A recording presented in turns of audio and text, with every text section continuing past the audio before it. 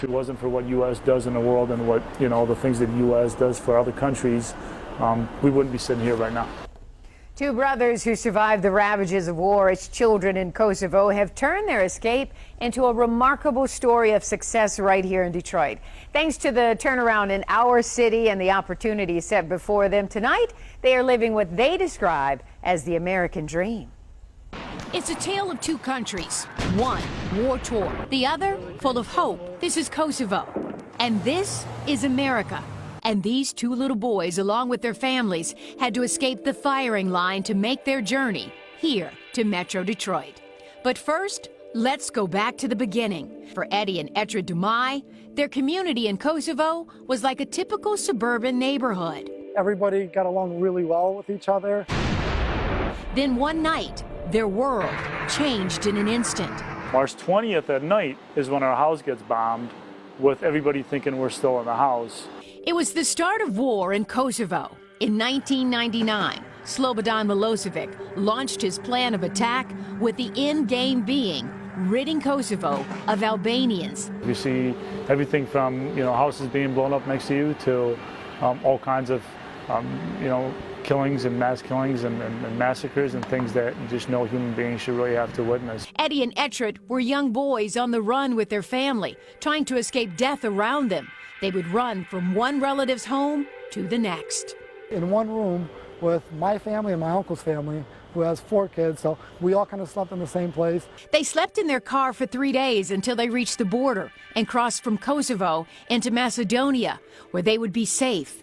And just in case the boys were separated from their parents, their mom hid money in their pants. If something was to happen, you have money, start taking it out little by little to figuring out ways to get out of the country. Fortunately, they were never separated and eventually made their way from Macedonia to here in Metro Detroit. My parents had to do anything possible to kind of make a living because we lost everything. If it wasn't for what U.S. does in the world and what, the things that U.S. does for other countries, we wouldn't be sitting here right now. As a family, they first launched a short-lived restaurant. People are good at it, and we just weren't. From there, they dibbled and dabbled in real estate, flipping and renting houses. Etrit learned the banking side, Eddie learned the management side. And after college, Eddie landed with Dan Gilbert's Bedrock Real Estate Services. Most important and the best thing that has happened for my career. Today, the two brothers from Kosovo could be a walking billboard for success in the face of adversity. Eddie, who's 30 and married to his Kosovo-born bride, co-founded Rocket Fiber in 2013. Fastest, most reliable internet in Detroit, and we are tied actually now with 3 other cities for the fastest internet in the world. Gilbert believed in Eddie's dream and invested in his company. Their competition is fierce, but with nearly 40 employees, the sky is the limit.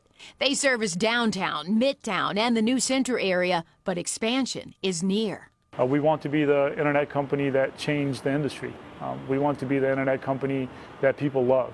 Etrid runs the daily operations for a company called Hepta Systems, where they analyze buildings from top to bottom and make them more efficient with smart technology. We take every system in the commercial building, from HVAC to elevators to lighting to shades.